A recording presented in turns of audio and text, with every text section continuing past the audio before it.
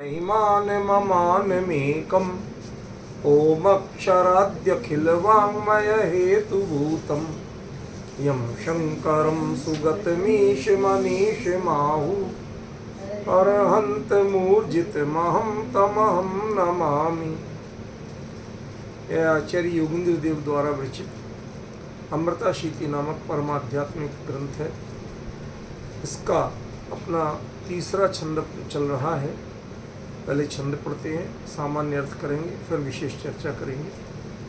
धर्मादयो हि हित हेतु तया प्रसिद्धा धर्माद्धनम धनतई हित वस्तु सिद्धि बुद्धेति मुग्ध हितकारी विधेहि पुण्यम पुण्यै विना नहि भवन्ति समीहितार्था। ही क्योंकि धर्मादयो धर्म आदि माने धर्म अर्थ काम आदि हित हेतु तया प्रसिद्धा हित के हेतु हैं, इस रूप में लोक में इनकी प्रसिद्धि है। क्यों है?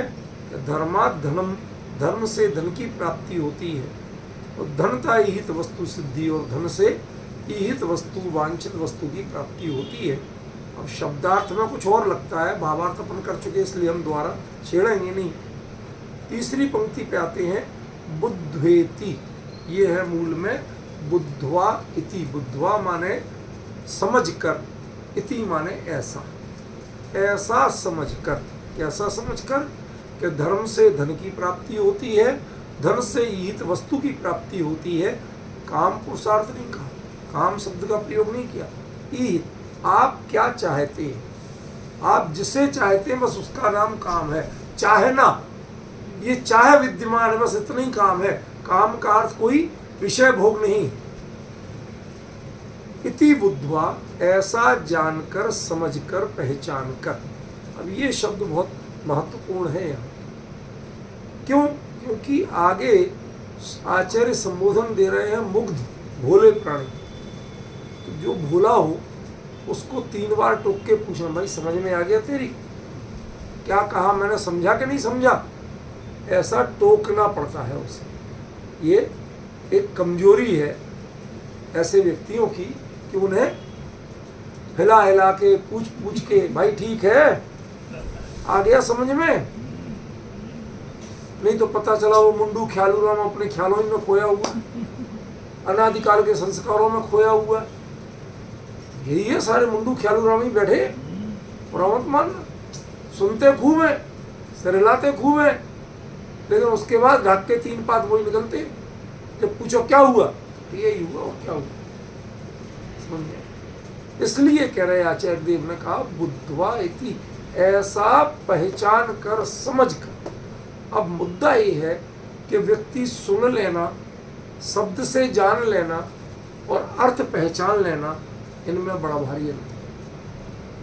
बहुत से लोग शब्द सुनते हैं, शब्द से जानते हैं, शब्द को ही दोहराते हैं, थोड़े बहुत एक्शन भी करना जानते हैं।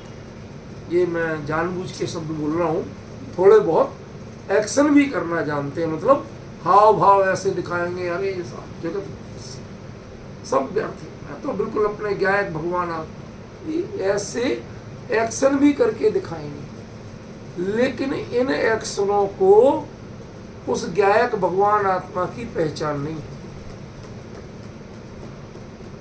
ये ज्ञानियों का अभिनय जरूर है, पर ये ज्ञानी पना नहीं। समझ में आया? कई बार पिक्चरों में जिनकी शादी ही नहीं हुई, जिनके एक भी बच्चा नहीं हुआ, वो भी माँ का बड़ा अच्छा रोल कर लेती हैं कि दूसरी माएँ भी सीखें कि देखो बच्चे को ऐसे लाड़ प्यार किया जाता है। पर इसको बड़ा भारी आदर्श मत मान लें। वो अभिनय में बढ़िया है, फीलिंग्स में वो माँ है, तो उसे क्या पता माँ क्या होती। उसने तो मातृत्व वाली 150 पिक्चरें देखी, रीलें देखी, जिनके यहाँ बच्चे उनके यहाँ घर जाके रही, फीलिंग नहीं जगी है। वो कैसे करती हैं ये सीखा है। यहां मुद्दा है बुद्धवेति का मतलब तुम्हें फीलिंग जगना चाहिए। तुम्हें फीलिंग तब जगेगी जब माँ बनो। माँ बने बिना माँ का अभिनय जाना जा सकता है, सीखा जा सकता है, कॉपी की जा सकती है, उसमें अकल ज्यादा हो तो कुछ उससे भी बेहतर दिखाया जा सकता है। समझ में? लेकिन इसका मतलब ये कतई नहीं है कि आपको वो संवेदना प्राप्त होगी। अभी इस पर चले, ये शब्द सामान्य नहीं, ये शब्द आचार्य ने बहुत गंभीरता से दिया। बुद्ध जन, आपने कभी सुना होगा, बुधई शब्द सुना होगा, ये ज्ञानी के लिए आता है, और ज्ञानी सच्चे ज्ञानी को कहते हैं, शास्त्र ज्ञानी को नहीं कहते। यह बुद्धवा है, माने जिससे वो फीलिंग्स जगी हैं, जिससे फीलिंग्स ही नहीं जगी, ऐसे अभिनेताओं और अभिनेत्रियों के लिए ये छंद नहीं है। उन पंडितों के लिए तो कतई नहीं है जो धर्मार्थ काम मोक्ष पे घंटों बोल सकती है, सैकड़ों ग्रंथों के उदाहरण दे सकते हैं, उनके लिए भी नहीं है। इस शब्द को, अकेले एक शब्द पे इतनी गहराई, अब कितना समय लेगा मुझे नहीं पता, क्योंकि मैं कोई सोच के नहीं आया कि क्या क्या बोलूंगा, लेकिन ये मुझे पता है कि ये शब्द सामान्य नहीं। यहां ज्ञातवा कर देते आचार्य तो थोड़ा सामान्य हो, या तो जानकर जान लिया भाई। यहां बुद्ध जो है वह एक असल ज्ञानीपना है। असल ज्ञानीपना संवेदना के बिना नहीं होता।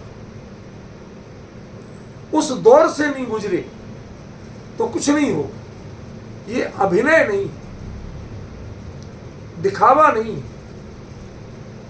ये सही है कि कई बार जिनके फीलिंग होती है वो दिखावा नहीं करते। कई लोग ऐसे होते हैं, उनकी फीलिंग बहुत है, माँ बन गए तो पूरी फीलिंग है, लेकिन उन्हें ज्यादा लाड़ दुलार ऐसा दिखाना नहीं आता। कई बार बच्चे इतना सी नाटक करता, बार बार रोता है, जब तेज भूख लगेगी जोर जोर से रोएगा तब पिला देगा। अब आपको लगेगा ये कि कोई माँ है, बच्चा रो रहा है, दूध मांग रहा है, दे ही नहीं, ये तो मांगते ही रहता है, इसको तो हर 5 मिनट में चाहिए। कोई और काम है कि मैं अपना काम नहीं करूं?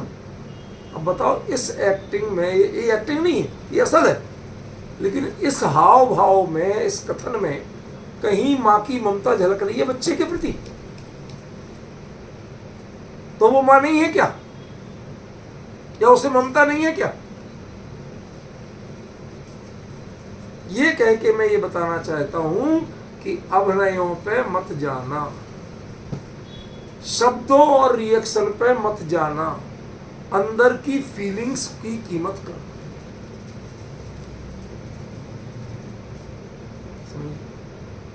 आचार्य ने जो कुछ कहा वो चीज तुम्हारी फीलिंग में, संवेदना में जगी है,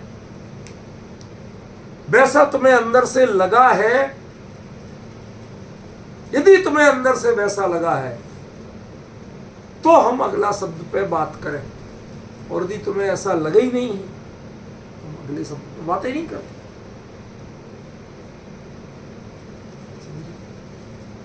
ये जैसे सम्यक दर्शन की 5 लब्धियों में लगभग चौथी लब्धि होती है, तो उसमें वो अपने आप को ज्ञानी मानता है कि अज्ञानी?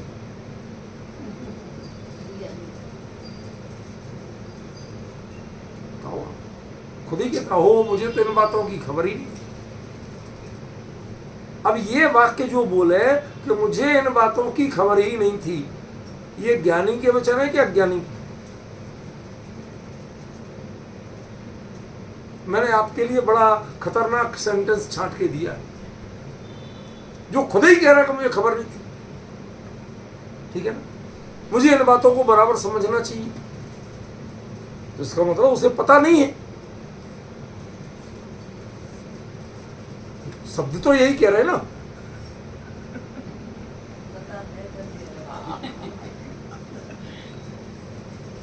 खुद ही कह रहा है कि नहीं है, लेकिन पता नहीं था।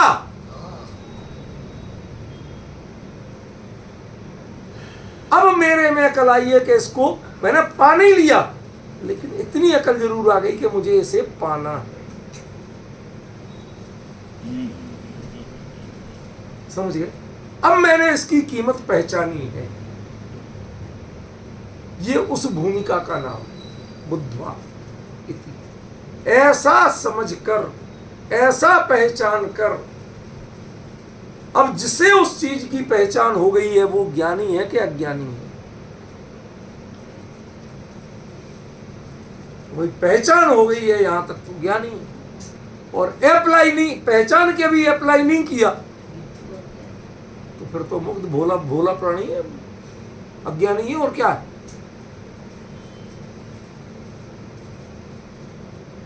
आचार्य ने ये नहीं कहा कि तू जान गया है, तू ऐसा जान कर,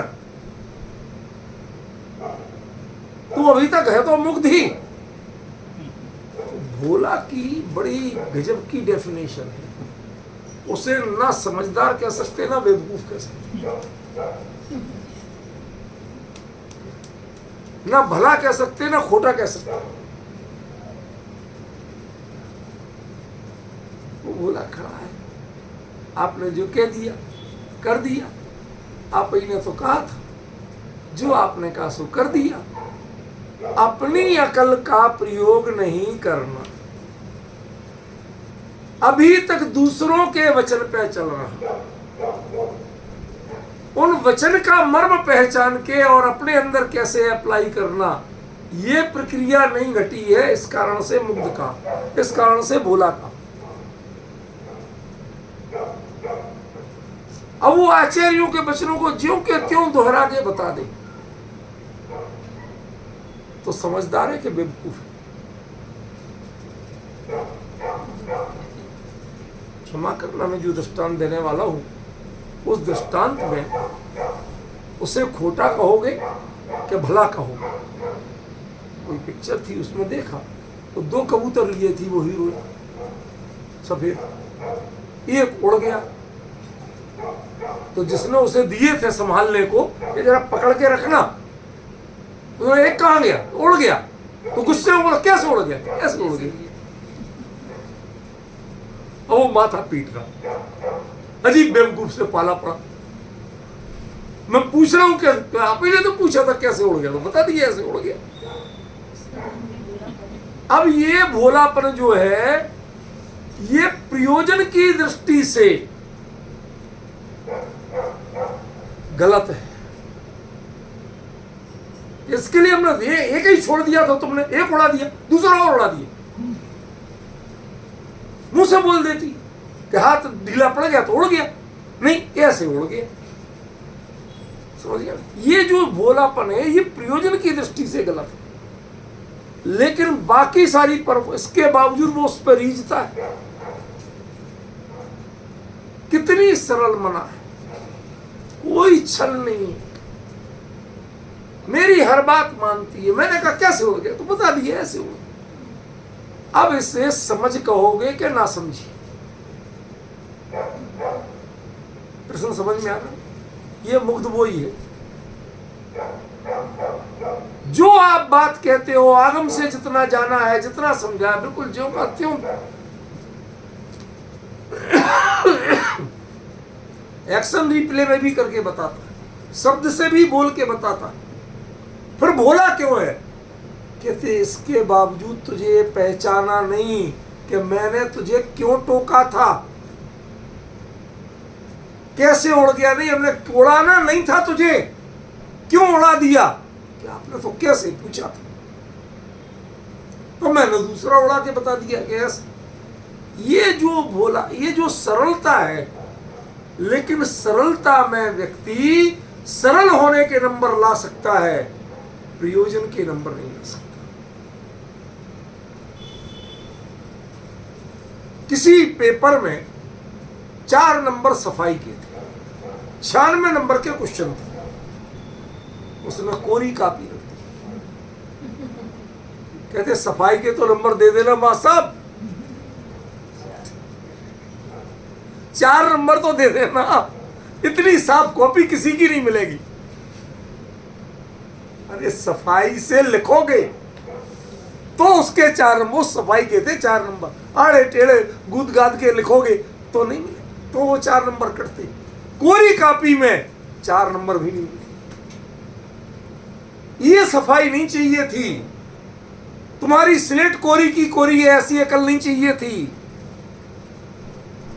समझ में आया? तुम्हें एक्शन तो करना था, पर वो एक्शन सावधानी से करना था, जिम्मेवारी से करना था, लापरवाही से नहीं करना, प्रमाद से नहीं करना था। इस दृष्टि से मुग्ध कहा, और मुग्ध के पहले कहा इति बुद्धवा। अरे भोले प्राणी, ऐसा जानकर, पहचान कर, समझ कर। आप याद करो, गुरुदेव बारंबार समझाणु का ही, समझा क्या, सुना क्या, ये नहीं पूछा उनने कभी। पूरे जीवन में हम लोग घर में एक ही झगड़ा चलता है, अजी सुनती हो? तो मुझे पक्का पता है कि सुनती नहीं, कान पे जुई नहीं रहती, जो से करना सोई करेगी।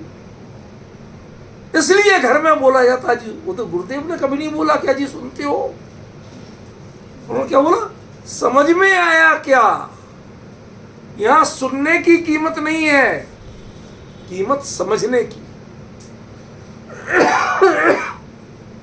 डिफरेंस ख्याल में आ रहा पवन जी?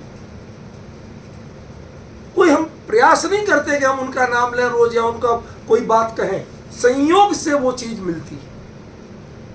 यह बुद्धवा माने समझने से है, बुद्धवा माने जानने, पहचानने, सुनने और उत्तर देने से नहीं है। इस चीज को तुम समझो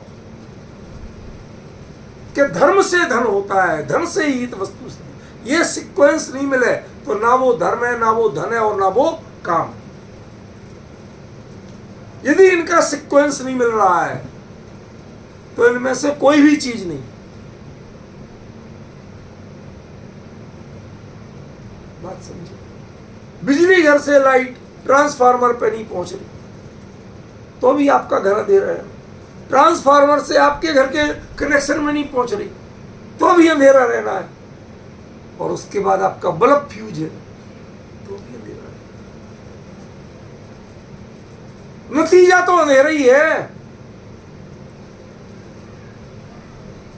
तुम्हारा पूरा सिस्टम फेल कहलाएगा, चाहे अकेला बल्ब फ्यूज हो, चाहे आपकी एमसीबी खराब हो, और चाहे ट्रांसफार्मर खराब हो। क्या खराब है ये मुद्दा नहीं है। यदि इन तीन में से तीन का सीक्वेंस प्रॉपर नहीं बन रहा है, उधर से करंट यहां तक प्रॉपर नहीं आ रहा है, और ग्रहण करने वाला उसकी बत्ती नहीं जल रही है, तो वो करंट आना या नहीं आना ये बेकार है, क्योंकि उजाला तो तब भी नहीं होगा। इन तीन का सीक्वेंस बनाना पड़ेगा। धर्म से मिलने वाला धन चाहिए, पुण्य से मिलने वाला धन नहीं चाहिए। पुण्य से मिलने वाला धन हमेशा विषय भोग के काम आए, या मान कसाएगी, दान दे के मान करोगे, या तो मान के काम आएगा या विषय भोग के काम आएगा। इसलिए पुण्य से धन नहीं, धर्म से धन चाहिए। ये हमारे लोगों को आज आचार्यों के वचनों में, अरे वो धर्म माने पुण्य नहीं तो है, व्यवहार धर्म की बात, तुम्हें क्यों डाइल्यूट करने की आदत पड़ी? आचार्यों ने सोच समझ के शब्द कहे हैं, उन शब्दों का मर्म पहचानने की कोशिश करो। तुम उसके अपनी अकल का छौंक क्यों लगाते हो? अकल की प्रयोग करना है तो उनका अभिप्राय समझने में करो। वो पुण्य भी कह सकती, पुण्यात धर्म भी कह सकती, कोई छंद नहीं टूटता। उन्होंने धर्मात धर्म क्यों कहा? थोड़ी बुद्धि लगाओ, कोशिश करो। उस जब सब जगह कह रहे पुण्य बिना ना भी भवन्ति सभी, जब वो खुद पुण्य के गीत गा रहे हैं तो धर्म से धन क्यों कह रहे हैं? वो कारण पहचानने की कोशिश करो। समझे कि नहीं? अभी लगातार स्टेटस इसी पॉइंट पे आ रहे हैं। मैं जानबूझ के विषय को स्पष्ट कर रहा हूं बहुत सावधानी से, समझे ना? तो ये सीक्वेंस तुम्हें समझ में आया कि नहीं, कि धर्म से धन होता है, पुण्य से धन नहीं होता। पुण्य का जो धन है उससे हित वस्तु सिद्धि नहीं होती,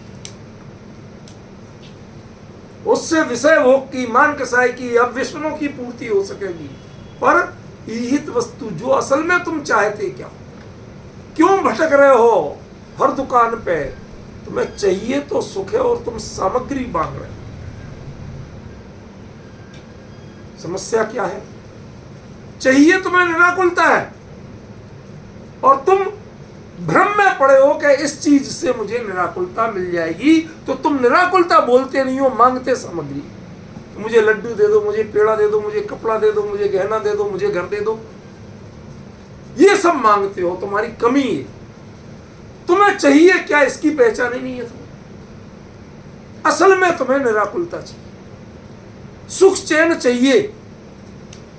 अब मांगो कभी, सो तुमने मांगा नहीं। तुम अपने भ्रम में जीते हो। जब धर्म से धन आएगा तो तुम ईहित वस्तु की सिद्धि करना चाहोगे, सुख की सिद्धि करना चाहोगे, आकुलता मिटाना चाहोगे। तुम उस रास्ते नहीं चलना चाहोगे जिससे आकुलता बढ़ती। समझ में आया कि नहीं? ये आचार्य का कथन है। इस पर वो बोल रहे हैं कि इति बुद्ध्वा, समझाणु काई, समझ में आया कुछ? जो इस एक पंक्ति में समझा दिया कि धर्म से धन होता है, धन से ही वस्तु सिद्धि होती है, ये बात समझ में आई क्या? यदि ये बात समझ में आई हो तो मैं आगे की बात करूं, और ये बात समझ में नहीं आई तो आगे की बात बेकार, खाम में टाइम खराब। इस शैली समझो आचार्य। हमारे यहाँ कमी क्या है कि हमारे यहाँ पंडिताई बहुत हावी हो।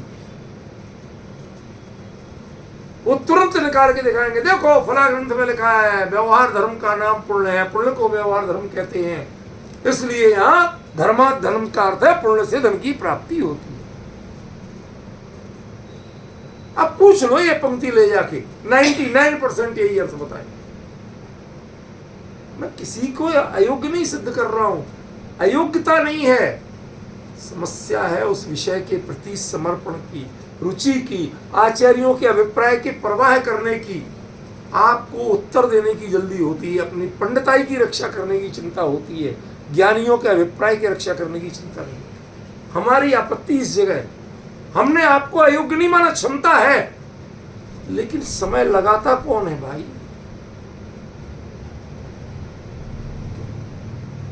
मैं बताऊं रूपल भाई, यहाँ एक होम्योपैथ डॉक्टर है,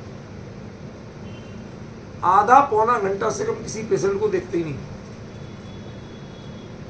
होम्योपैथी का सिद्धांत ये, पहले उसके क्या क्या होता है पूरी हिस्ट्री जानो, तब एक्यूरेट दवाई को पहचानो कि इतने सारे कारणों में असल में ऐसे बीमारी किस कारण से है, और इन दोनों तीनों कारणों का निदान कैसे हो। एलोपैथी क्या कहेगी, जुकाम हुआ एलर्जी की ले लो दवाई, एंटीबायोटिक ले लो दवाई। उसके पास ज्यादा बारीकियां नहीं है। आपके पुराने वैद्य होते थे, नब्ज पकड़ते थे, क्या खाई थी, उड़द की दाल खाई थी।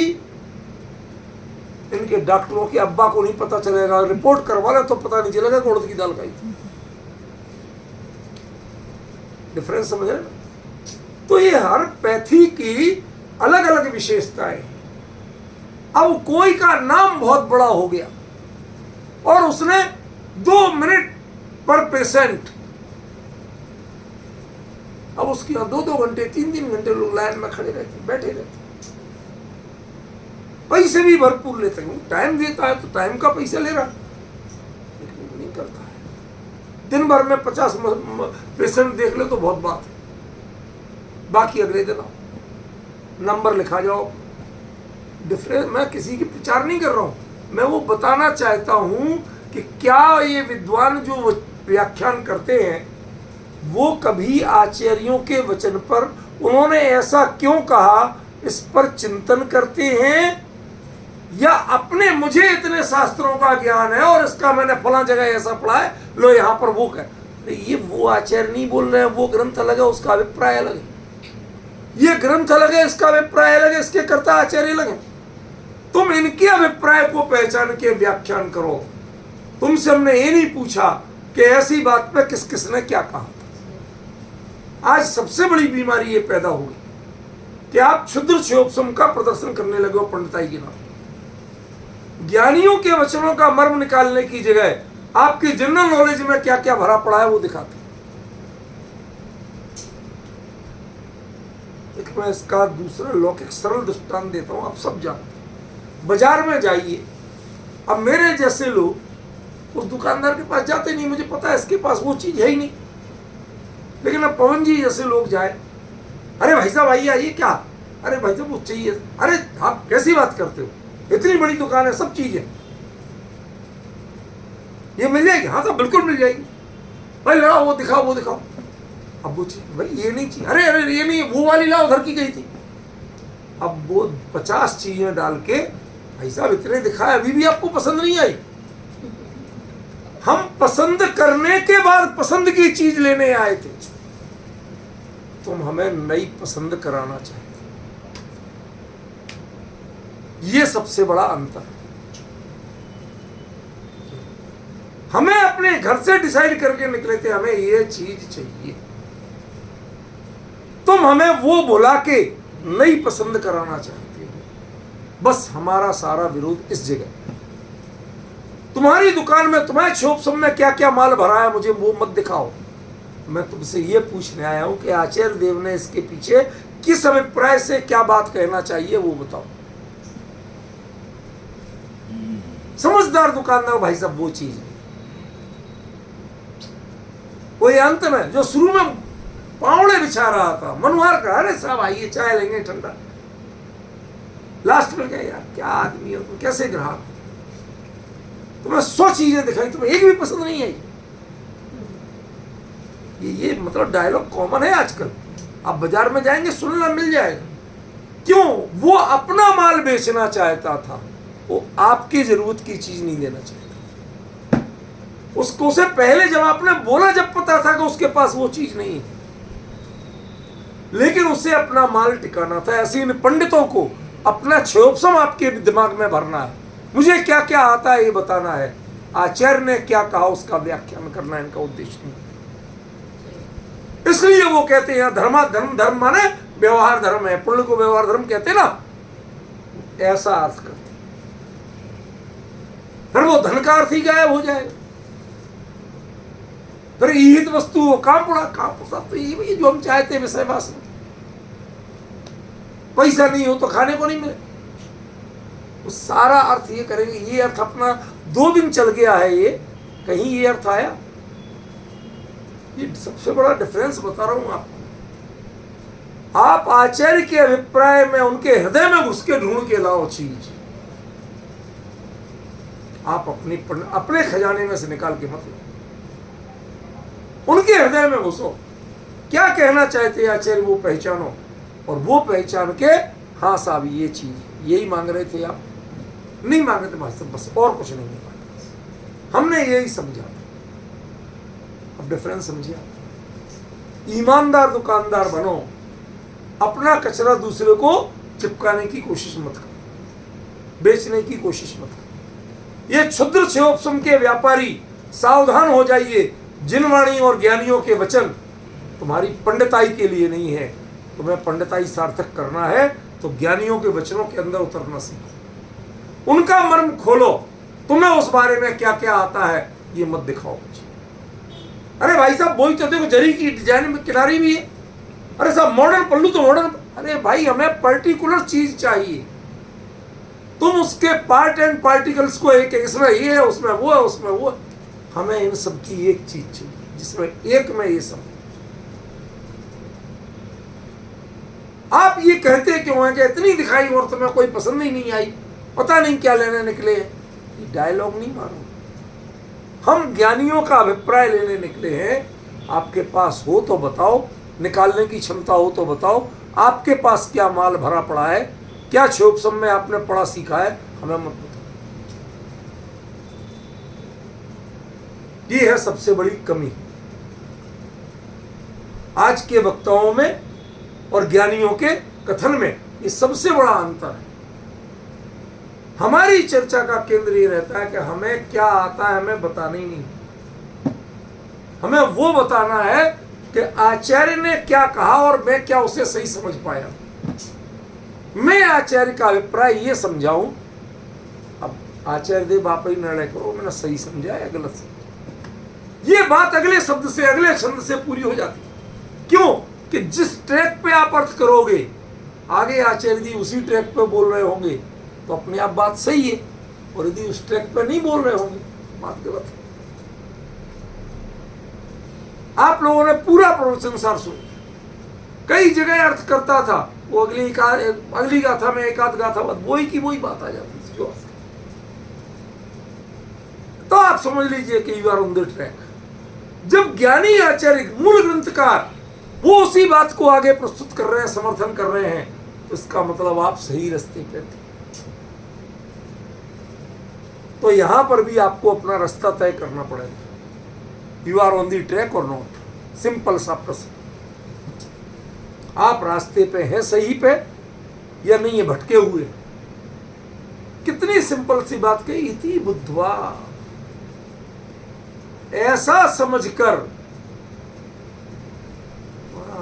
उपदेश नहीं दे रहे गुरुदेव, वहां सीधे बोलते हैं समझाड़ू का ही, अरे भले आदमी को समझा भी कि नहीं, तो मैं खाम खाम बोले जा रहा हूं और तू जी प्रमाण वचन गुरुदेव बोले जा रहा है। सच्ची कह रहा हूं पवन जी, एक थे बड़ौत के सज्जन, बड़े पंडित थे, ढाई मन से कम नहीं तोल सके तो तोल वाली बात थी। वो आराम से यो पसर के बैठते थे, 2 लोगों की तो जगह लेते थे, ठीक है ना, और बाकायदा खर्राटे भी लेते थे, और बीच में कहते थे प्रमाण वचन गुरुदेव, वारे वाह प्रभु वाह। और अब हम क्या समझे इस प्रमाण वचन गुरुदेव का अर्थ, गुरुदेव इग्नोर करते थे, कहते तो बोलती तो कुछ नहीं पता। ऐसा नहीं कि उनमें सारी खराबी थी, वो और कुछ भी बातें हों, लेकिन गुरुदेव के वचन के प्रति, वहां के माहौल के प्रति समर्पित बहुत थे। हर बार शिविर के पहले दिन से जाना, आखिरी दिन तक रहना, कैसे ही कुछ परिस्थिति हो लगे रहते थे। मैं इस बात को उनको इनका इग्नोर नहीं कर रहा हूं, अपमान नहीं कर रहा हूं, लेकिन मैं किस बात पे बोल रहा हूं, गुरुदेव का जो प्रश्न होता था समझाणु का ही, समझ में आया कि नहीं, तुम्हारी संवेदनाओं में जगह क्या कह रहा हूं मैं, प्रमाण वचन गुरुदेव इसका उत्तर नहीं है। यदि ज्ञायक भगवान आत्मा बोला है तो ज्ञायक का अर्थ क्या, भगवान का अर्थ क्या, आत्मा का अर्थ क्या, ये तुम्हारे लिए बोला कि किसी और के लिए बोला, जी है सिद्ध भगवान, हो गया काम, हो गया काम। मैं तुम्हें बोल रहा हूं, तुम सिद्ध भगवान को बोल रहे हो। ये प्रश्न, इसीलिए तो प्रश्न करते थे वो समझाणु का ही, कुछ समझ में आया भाई कि नहीं आया। तो यहां आचार्य ने एक्चुअली ये प्रश्न है, ऐसा समझकर माने तुझे यदि ऐसा समझ में आया हो, तूने समझा क्या, यदि उसे समझदार मान लेते तो मुग्ध नहीं कहते, अगला शब्द है मुग्ध, समझ गया। इसका मतलब बुद्धवेती का अर्थ है समझाणु का ही। अरे तुझे कुछ समझ में भी आ रहा है भाई, वो भोले प्राणी तेरे ही से कह रहा हूं, ऐसे बोल रहे हैं। ये देखो, ये बिल्कुल लाइव ट्रांसलेशन है, बिल्कुल में लग रहा कि नहीं, कि जैसे योगेंद्र देव सामने बैठे हो और वो टोक रहे हैं, वो भले आदमी, वो भोले प्राणी को समझ में आ रहा है कि गणपति की तरह बैठा है, आके बैठ तो रोज जाता है, प्रमाण वचन गुरुदेव रोज करता है, वो समझ में भी आ रहा है। जी महाराज बिल्कुल। अब गुरुदेव धोखे में कि पता नहीं भाई, बोलता तो बहुत है, अच्छे ही बोलता है, गलत नहीं बोलता है, लेकिन मेरे पास कोई थर्मामीटर नहीं है, कैसे अब बाहर में मैं फेल भी कैसे करूं, महीनों महीनों आके रुकता है, समय से आध घंटा पहले आके बैठ जाता है, बिल्कुल सुनता है, कभी किसी चीज काम धंधा व्यापार सब छोड़ के आता है, उसके बावजूद ये प्रश्न उनका नहीं मिट पाया समझाणु का है। क्यों? क्योंकि तेरे अच्छे शब्दों और अच्छे उत्तरों में वो झलक नहीं मिली जो समझदार के उत्तर में मिलती। विनय की झलक मिलना, अलग चीज है और समझ की झलक मिलना अलग चीज है। कोई बच्चा क्लास में बोले yes sir yes sir yes sir, जी सर, जो हुक्म सर, मैं रत्ती भर भी भाव नहीं देता उसे। और आपके चेहरे की प्रसन्नता, वो ताजगी वो बता देती है इसने समझाया, मैं उसको नंबर दे देता। कीमत समझ की है, कीमत अकेले समझ बिना की विनय की कीमत नहीं है, समझ बिना के दोहराने की कीमत नहीं है। इसलिए आचार्य ने यहां शब्द दिया बुद्धवेति मुग्ध। अरे भोले प्राणी, कुछ समझ में भी आ रहा है तेरे के नहीं आ रहा है? तू पहले समझ तो सही क्या कह रहा हूं मैं। ऐसा बार बार पूछ, अभी तक मैं वहीं अटका पड़ा हूं, क्योंकि ऐसे योगेंद्र देव अटके पड़े, मैं क्या अटका पड़ा।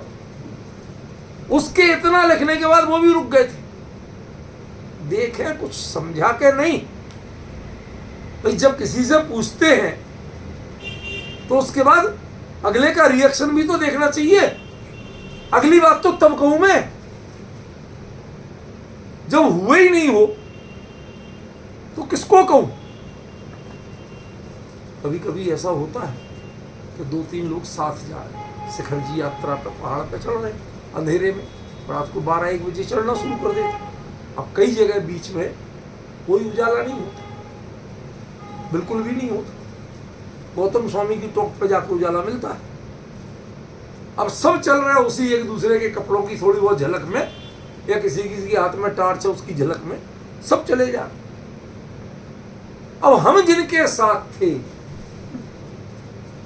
तो मैं कुछ अच्छी बात कर रहा था, तो मैंने पूछा और भाई ठीक है और साथ में हो? उन्होंने सोचा कि हम मेरे लिए पूछ रहे, उन्होंने हाँ भाई सब बिल्कुल साथ। मैं चलता गया, फिर पूछा साथ में ही हो? यहाँ सब बिल्कुल साथ। कई बार साथी कई होते हैं, कई तरह के होते हैं। कोई साथ चल रहे वो भी साथी है, एक मंजिल है तो भी साथी है, और किसी को आप साथ लेके आए वो भी साथी। हम पूछ रहे थे जो हमारे साथ लेके आया उनसे, और उत्तर दे रहे थे साथ चलने वाले। अब मैं 2-4 बार तो मुगालते में रहा। मुगालता समझते हो रूपल बहन? मुगालता समझते हो? हैं? तो शब्द पूछ लिया करो, लिख के पूछ लिया। मुगालता बड़ी मजेदार चीज, बहुत ही मजेदार चीज। आप कुछ कह रहे हैं, मेरे दिमाग में जो बसा हुआ है मैं उसी में पड़ा हूं, मैं बिल्कुल सही हूं। आप क्या कह रहे हैं वो नहीं, मैं बिल्कुल ठीक है। आपने शब्द बोला नहीं हो, कई लोग तड़ से करना, अरे भाई पहले पूरी सुन तो ले मैं क्या कह रहा हूं।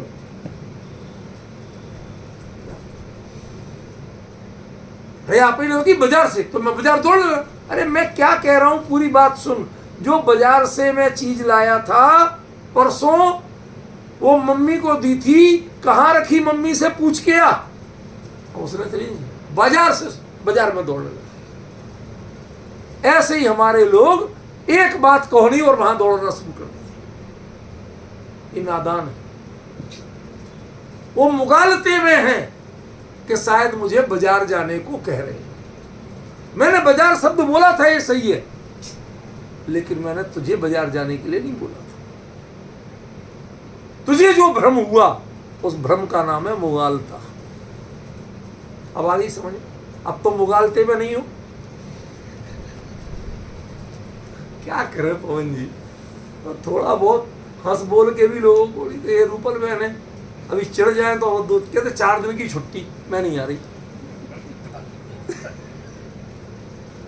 क्यों मुझे ही मुगालता वो बता रहे, कह भी लेता हूँ और मना भी लेता हूँ, करना पड़ता है थोड़ा बहुत सभी।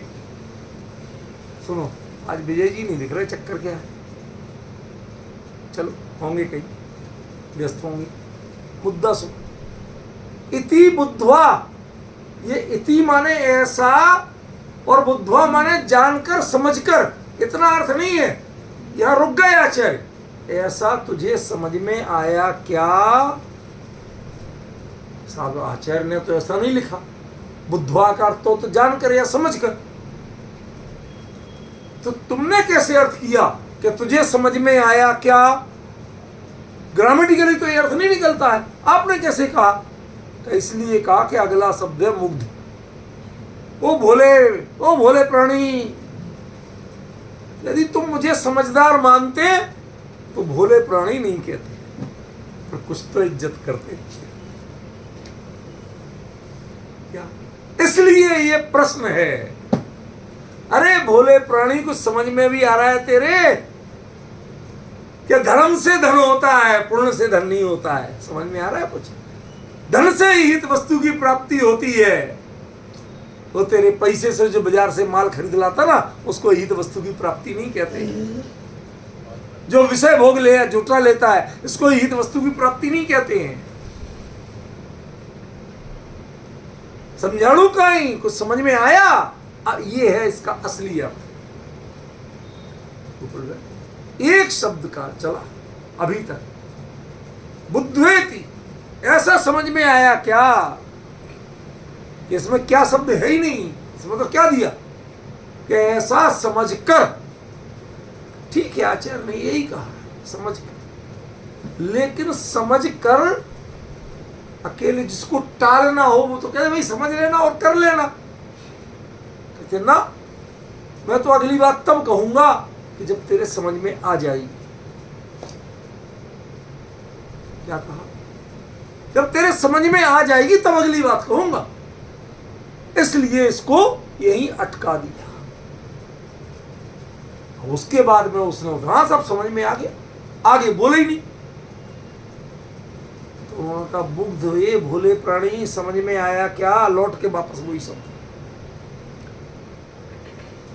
क्यों बार बार पूछ रहे? क्या तो दिया समझ में आ गया। कहते भले आदमी, समझ में आ गया होता तो तेरा एक्शन प्लान चालू हुआ। तू अभी भी यहीं खड़ा है, इसका मतलब है तुझे समझ में कुछ भी नहीं है।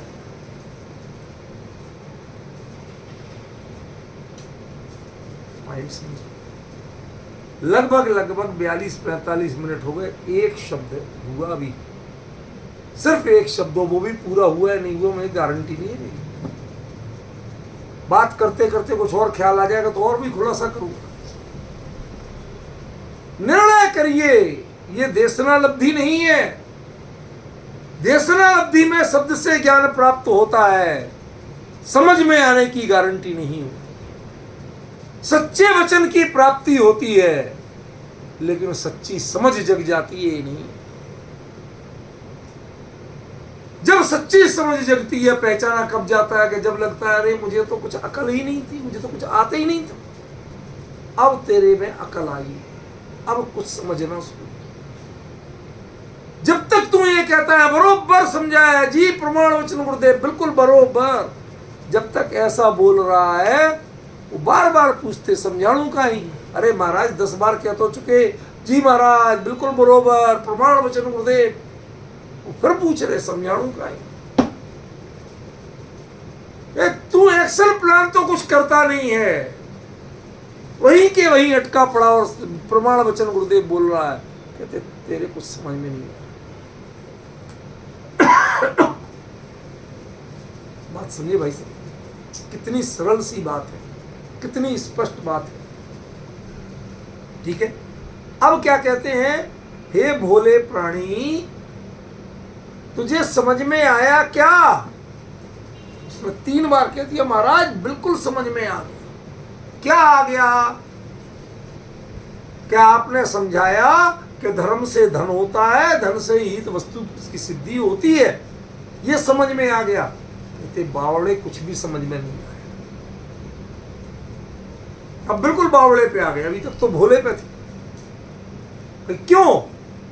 हितकारी विधेहि पुण्यम, तुझे ना धर्म हमने सिखाया था, ना धन सिखाया था, ना हित वस्तु सिखाई थी। ये सीक्वेंस बना के कुछ और सिखाया था कि तू अपने भावों में पवित्रता पैदा कर, ये सिखाया था मैंने, और वो तूने बोला ही नहीं।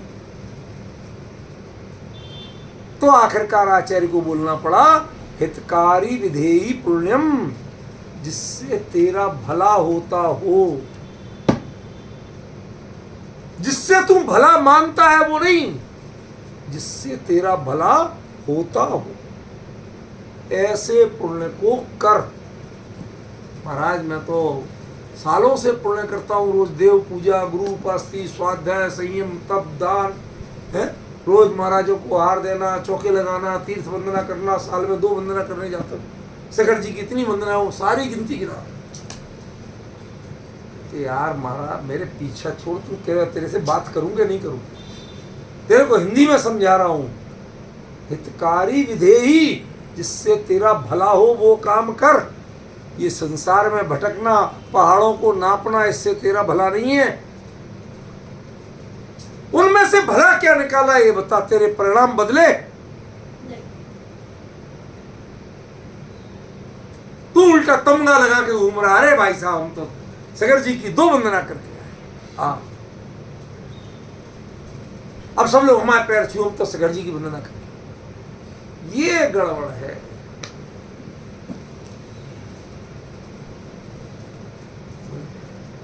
विधेयी पुण्यम, तू पुण्य कर। महाराज वो तो मैं रोज करता हूं, मैं तो इतना तक करता हूं, चींटियों को आटा डालता हूं, कबूतरों को दाना डालता हूं। रोज मेरी दुकान पे बाहर पैसे चिल्लर रखी रहती है, कोई भी भिखारी है सबको देता हूं। मैं तो पूरे दिन पुण्य करता हूं।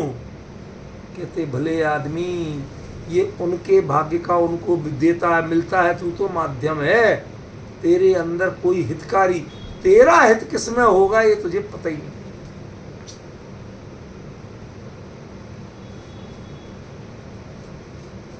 पुण्य करने को कहा है, लेकिन हितकारी पुण्य करने। तेरे दिमाग में जो फीड है वो पुण्य करने को नहीं कहा।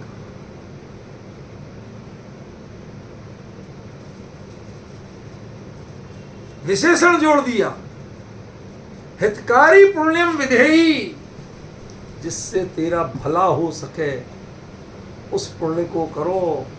बाकी पुण्य तुम्हें चक्रवर्ती पद भी दिला दे तो भी साथ में रख जा सकते हो फल में, क्योंकि जितना ज्यादा पुण्य का उदय, उसमें यदि ये हित को नहीं समझ पाए और पुण्य के फल में रह गए तो पुण्य फला अकेले अरहंता है, उसके अलावा कोई नहीं है। बाकी के तो पुण्य पाप से बुरा होता है। वीतरागता और वैराग्य के बिना पुण्य पाप से बुरा होता है। ये शब्द बोल रहा हूं क्यों? क्योंकि सामान्य जीव इतना पाप नहीं कर सकते कि वो साथ में रख जाएं, पर जो अधिक पुण्य वाले होते हैं उनके ही इतना पाप होता है कि साथ में रख जाए। वो अपने पुण्य के उदय में मग्न रहते हुए देह पूरी हो जाए तो गारंटी से साथ में रख जाता। मरने के पहले ये सब छोड़ के अपने हित के मार्ग पे चल दोगे तो नरक से बचोगे, वरना साथ में रख जाओ। ये है पुण्य की दुर्दशा। इसलिए आचार्य ने कहा कि जिसका विपाक अच्छा हो उस पुण्य की बात नहीं कर रहे, जिसमें तेरा भला हो उस पुण्य की बात कर। हमारी क्या आदत पड़ गई, जिसका विपाक बढ़िया हो, सील्ड बढ़िया मिलती हो, हम उसको मानते हैं कि ये पुण्य। लड़के ने बहुत अच्छी मेहनत की, IAS बन गया, 100 आउट ऑफ 100 ले आया। अरे भले आदमी, पैसा तेरा फूका और तेरे ही को बट्टे खाते में डाल के जाने वाला है वो, और कल के दिन सुनाएगा।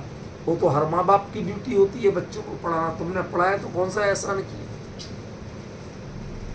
ये सुनने को मिलेगा तुझे। धोखे में है कि तुझे कुछ मिल गया।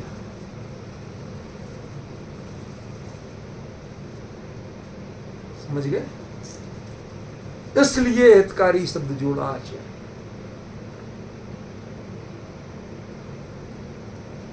बाबू जी कुछ समझ में आ रहा है? समझाणु काई के बाद 3 बार पूछ लिया, फिर तुमने हाँ साहब बिल्कुल आ गया। तो पहले बता, तुमने जो भी पुण्य करता है उससे तेरा भला कितना हो। पूजन करते तुझे विषय का व्याल डसता है कि तेरे भावों में पवित्रता बढ़ती है। बाबूजी ने लिखा ना अपनी कविता में, पूजन करते तुझे विषय का व्याल डस गया। क्या होता है तेरे परिणामों में जहर बनता है निदान का, या तेरे वीतराग के गुणों की आराधना का बहुमान का जो भाव जगता है वो अमृत बनता है या जहर बनता है, ये तो बता पहले। इसलिए आचार्य ने शब्द जोड़ दिया, हितकारी पुण्यम विधेयी। तेरा भाव भ्रमण छूट सके ऐसा पुण्य करना, बड़ी बड़ी सील्डे मिले ऐसा पुण्य मत करना।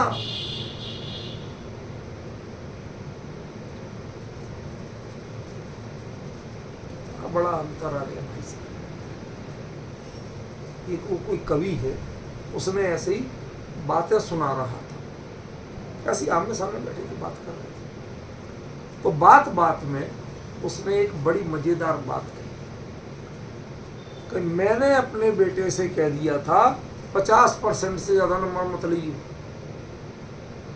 बाबूजी आपने कहा कभी? नहीं कहा। आपने तो यही कहा हमसे अच्छे नंबर लेके आना बेटा, टॉप करना। उसने कहा 50% से ज्यादा नंबर ही लीजिए। क्यों? 55 मेरे आए थे, मेरे से ज्यादा ले आएगा तो मेरे को गिनेगा कहाँ?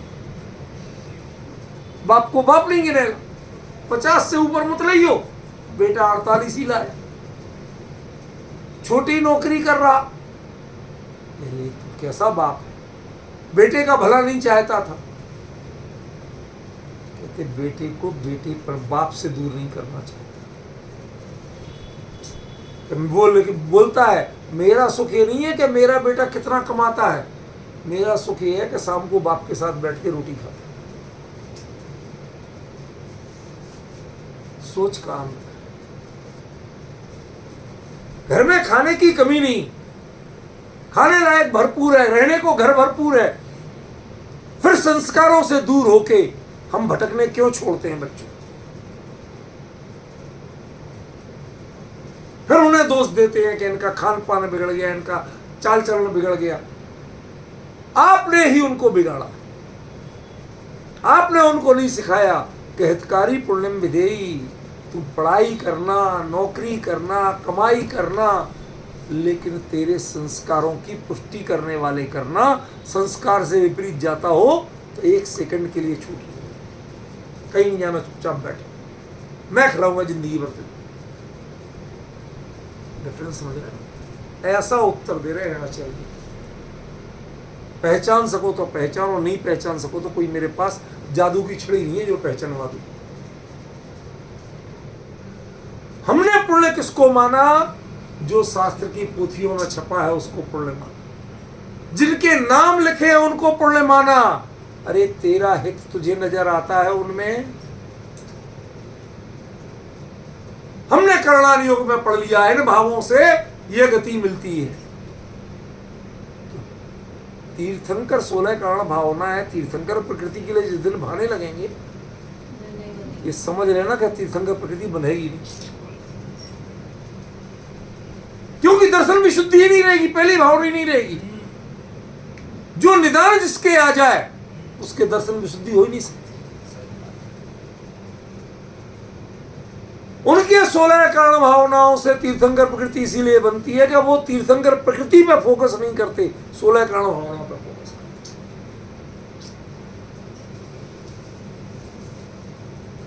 आज लिखा था उनकी किसी काम की नहीं है वो तीर्थंकर प्रकृति। वो भावनाएं अपनी अच्छी लगती हैं, हितकारी लगती है, सो करते रहते हैं, बाकी उनको तीर्थंकर प्रकृति किसी काम की नहीं। क्योंकि तीर्थंकर प्रकृति की वजह से कल्याणक तो होते नहीं। लोगों ने भ्रम से लिखा है, और तीर्थंकर प्रकृति होता ही केवल ज्ञान होने के बाद आती, और केवल ज्ञान होता वीतराग होने के बाद। और जब वीतरागी और सर्व के सब कुछ हो ही गए तो करेंगे क्या तीर्थंकर प्रकृति का? कहते भी तो नहीं करोगे, तो मेरे राग ही नहीं, मैं काय को करूं? कि वो तो होगी, क्यों होगी? भवि भागन बच जोगे वसा, तुम धुनी हो है कि भव्य जीवों के भाग्य से हो वचन। कहते वचन योग मेरा है नहीं, वो तो पुद्गल का है। लो बाबूजी, अरे सुनो ना क्या कह रहा हूं मैं। वचन योग किसका है? पुद्गल का, क्या तीर्थंकर का, और भव्य जीवों का भाग्य। धुनी हो और धुनी होती है तो मेरा क्या है, मुझे क्या फायदा? कि देला भी फायदा। जो पुण्य का फल है, पुण्य भाव जो हो रहे हैं, पवित्र भाव जो हो रहे हैं, उसमें जो आनंद है, उसका मजा जो ले रहा है, वो समझदार है। समझ गए? वो समझदार नहीं है कि जो तीर्थंकर प्रकृति बांधता है। तीर्थंकर प्रकृति का बंध ये इंपॉर्टेंट नहीं है, 16 कारण भावना इंपॉर्टेंट। जब भावनाओं में मग्न रहोगे तो तीर्थंकर जैसी प्रकृति बन जाएगी, और जिस क्षण तीर्थंकर प्रकृति पर लक्ष्य चला जाएगा उस क्षण 16 कारण भावना छूट जाएगी। समझे कौन जी? कुछ क्या लिख दिया था आज सुबह? लोग बाग तो ऐसे ही पढ़ के छोड़ देते, कहीं लाइक करके छोड़ देते, कितने लोग उस गहराई तक पहुंचते हैं? कई बार मुझे जिज्ञासा होती है कि जो बड़े लाइक करते हैं, ये करते हैं, वो करते हैं, इसलिए पूछ लूं भैया तूने समझा क्या है इसमें, ये तो बता दे। क्या एक सज्जन का फोन आया, 4-5 दिन हुए, भाई साहब आप लिखते बहुत गजब का हो, लेकिन शब्द ऐसे होते हैं हमको समझ ही नहीं पाते। अब जब समझ ही नहीं पाते तो अच्छा लिखते हुए कहां से आगे? नहीं, आप लिखते तो बहुत अच्छा, लेकिन हम समझ नहीं पाते। हमारी रूपल में ना, ये हमारी पहले बहुत सिर खाती थी, थोड़ा सरल लिखा, हम लोगों के लेवल का लिखो। हमने कहा तुम हमारे लेवल पे आना पड़ेगा, मैं तुम्हारे लेवल पे उतरने वाला नहीं। तो रूपल में यही बात हुई थी कि नहीं? मैं नहीं बदलने वाला, मैं जिस लेवल से, सोच ही वहां चलती है। जिसको इसका मर्म समझना है वो आपको अपनी सोच में। एक हमारे मित्र हैं यहाँ दिल्ली में, बड़े इंडस्ट्रियलिस्ट हैं, वो कहते हैं कि मैं आपके लेख आते हैं, मैं पढ़ता जरूर हूं लेकिन पढ़ता नहीं हूं, मैं मैसेज को देता हूं। वो बेचारी डिक्शनरी लेके बैठती है और दिन भर में 2 दिन में उनके शब्दों का, मैं शब्दों को येलो कर देता हूं। आजकल होता है ना अपलाइनर, उससे येलो करके छोड़ देता हूं। वो सबका ढूंढती रहती है, वो हिंदी से MA है, कहते फिर उसे भी ढूंढना पड़ते, डिक्शनरियाँ लेके बैठती है, फिर वो सारे कुछ करके तब हमें भेजती है, तब मैं पढ़ता हूँ। नहीं तो मेरे जैसे को तो कुछ समझ में नहीं आता आप क्या लिखते। लेकिन मजा इतना आता है कि आपके पढ़े बिना नहीं रहता हूँ, 4 दिन में 5 दिन में पढ़ता हूँ, उसके अर्थ करने के बाद में 3-4 बार पढ़ता हूँ, तब जाके मुझे पूरी सीक्वेंस मिलती है, तब समझ में आता है। लेकिन मैं एक भी लेख छोड़ता, कहते कई बार रात को 2-2 बज जाते लगातार पढ़ते पढ़ते, कई बार पढ़ो। ये डिफरेंस समझ रहे? आपको उनके स्तर पे जाना पड़ेगा, उनको अपने स्तर पर मत उतारो। तय जानिए ज्ञानियों को अपने स्तर पर उतारोगे तो जगत में तत्व ज्ञान की परंपरा लुप्त हो जाएगी। मैं अपने लिए नहीं कह रहा हूं, ज्ञानियों के लिए। समझ में? आपको उनके स्तर पर पहुंचना पड़ेगा, अपनी सोच वहां पहुंचाना पड़ेगी। ज्ञानी क्या कह रहे हैं समझने की कोशिश करना पड़ेगी। मैं क्या जानता हूं वो ज्ञानियों का अर्थ करने की कोशिश मत करें। आजकल विडंबना यही चल रही है, जो लोग दूसरे ग्रंथों से धड़ाधड़ दृष्टांत देते हैं, उदाहरण देते हैं, तय मानना कि वो विद्वान नहीं है, वो अपने वो दुकानदार है जिन्हें अपना माल बेचना है, वो ज्ञानियों का मर्म बताने वाले नहीं। क्या हमारे इसमें कहीं चर्चा आती है कि फला ग्रंथ में लिखा, फला ग्रंथ में लिखा? जरूरत ही नहीं है।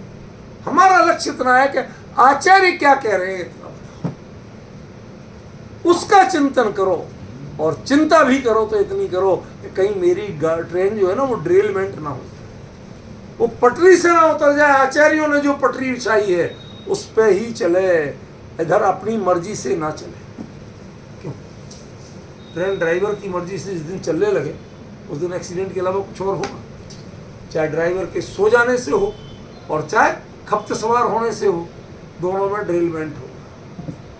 ट्रेन की पटरियां बिछी हुई हैं, लाइनें, जैसी स्टेशन मास्टर दे रहा है मैं तो उसी पे चलाना पड़ेगी, मैं मर्जी से नहीं चला सकता।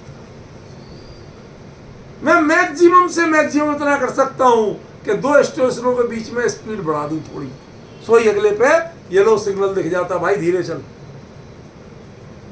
समझ गए? वो भी ज्यादा देर नहीं कर सकते, बड़ी वैज्ञानिक प्रक्रिया है।